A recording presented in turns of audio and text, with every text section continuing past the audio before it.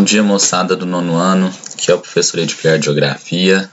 Vocês devem estar aí nesse período da quarentena, em casa, tranquilos e pensando, né, cheio de perguntas. Mas nesse momento, nós vamos pensar um pouco em cartografia.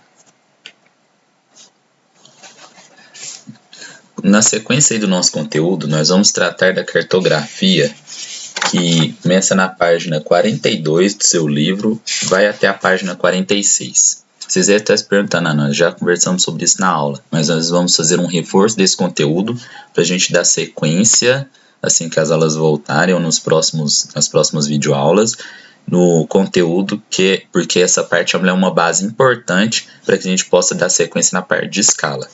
A cartografia, ela é uma técnica de confeccionar mapas, onde nessa construção dos mapas eu vou atender ao meu interesse.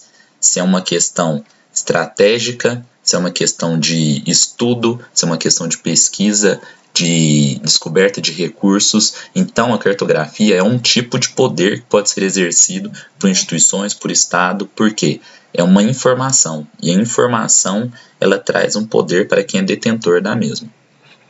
E podendo ser utilizado como estratégia de guerra, né, recursos naturais é muito importante para a utilização dos recursos, para saber o que eu tenho, o que eu posso usar, o que eu não posso usar, e para apontar áreas de exploração comercial, como por exemplo a atividade agrícola, né, que ela utiliza muito de mapas para saber qual é a área plantada, cultivada, qual o tipo de exploração que eu posso ter. As representações aí feitas em mapas, né, da superfície terrestre, elas podem ser aí o globo, né, que é a forma mais fiel que nós temos a representação da superfície terrestre, mas nós estudamos nas representações planas, que são os mapas. Então, nos mapas, nós temos aí a base do nosso estudo para obtermos informações e fazermos análises, pesquisas e trocarmos informações aí utilizando a cartografia. No mapa, nós temos alguns elementos que são os elementos básicos que todo mapa, independente do país ou da língua, ele vai ter esse elemento. Primeiro, o título, que mostra o tema do mapa, é a informação que esse mapa vai trazer para você. As convenções cartográficas, que são símbolos ou cores, né, ou variação de tons de cores, linhas, pontos, figuras, que podem trazer aí diferentes informações, como por exemplo, se você vê um aviãozinho desenhado no mapa, você já identifica que é um aeroporto, certo? Se você vê uma linha pontilhada em vermelho, ela é um padrão para a linha férrea. A legenda explica as informações contidas no mapa, né? Se pode ser uma quantidade, se pode ser uma intensidade, se pode ser uma maior ocorrência de um fenômeno natural, né? Então, o que o mapa vai trazendo, a legenda vai te ajudar a entender o que esse mapa traz. Orientação, porque nós precisamos nos posicionar corretamente quando nós vamos analisar um mapa. Se eu tenho a posição correta, eu vou entender corretamente este mapa. Se a minha posição está errada, eu posso ter uma divergência na informação ou estar levando uma informação incoerente para a pessoa que vai ler o mapa. E a escala, porque eu vou fazer uma proporção real da realidade no papel. Então, eu vou estar reduzindo a realidade para trazer para o papel de uma forma correta. E a escala é a sequência da nossa matéria. Nós vamos aprender a calcular, a ler a escala, analisar a escala na sequência do conteúdo.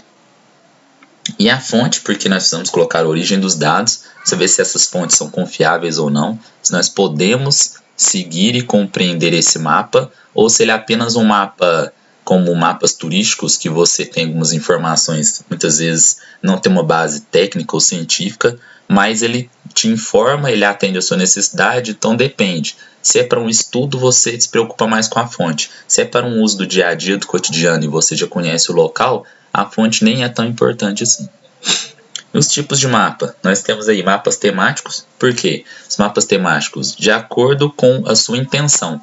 Posso ter um mapa de vegetação, um mapa das divisões regionais, posso ter um mapa rodoviário, que ele é muito utilizado, posso ter um mapa físico para trazer as diferentes altitudes, poderia ser um mapa de densidade populacional. Então, os mapas que nós utilizamos, a grande maioria, sempre são mapas temáticos. A projeção cartográfica, ela é uma forma de representar no plano, né?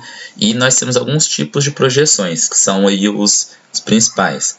A projeção plana ou azimutal, a projeção cilíndrica e a projeção cônica. Esses três tipos aí, vamos entender melhor como eles funcionam. Projeção plana ou azimutal, ela pega um ponto central como referência, tá? Que é a localidade do seu interesse.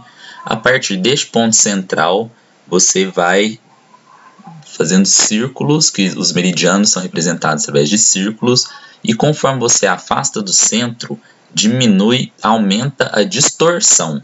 Certo? Aumentando a distorção, você vai ter uma alteração da forma e do tamanho dessa localidade nas bordas, mas no centro ele vai estar muito bem representado. Então, a projeção plana da forma azimutal, ele é um mapa que ele consegue trazer informações precisas dos polos.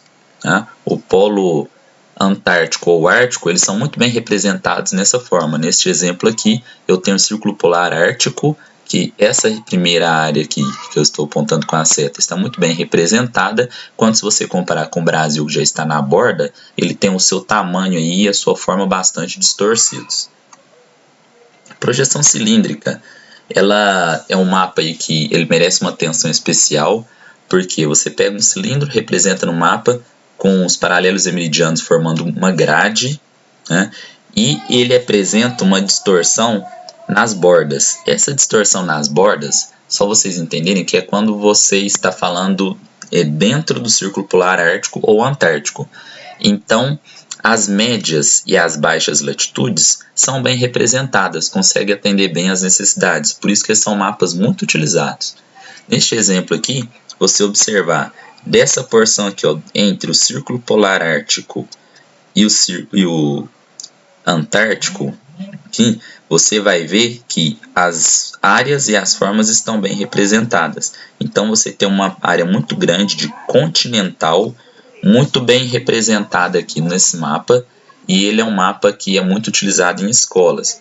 Por ser um mapa muito utilizado nas escolas, nós temos uma outra observação a fazer, que ele pode ser conforme ou equivalente, depende do seu interesse de estudo.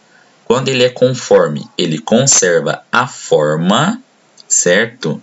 Porém, ele altera o tamanho, a porção da superfície, o tamanho é alterado. Quando ele é equivalente, ele preserva o tamanho, porém ele altera a forma. Então, atenção para essas variáveis da projeção cilíndrica, que ela pode ser conforme ou equivalente.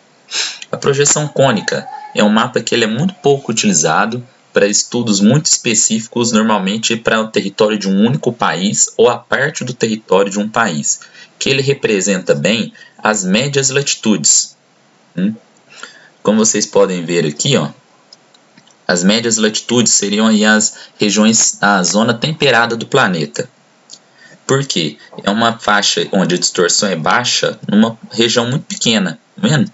Nessa região muito pequena aqui onde a distorção é baixa, eu consigo ter a forma correta, o tamanho correto. O restante, o mapa começa a distorcer demais.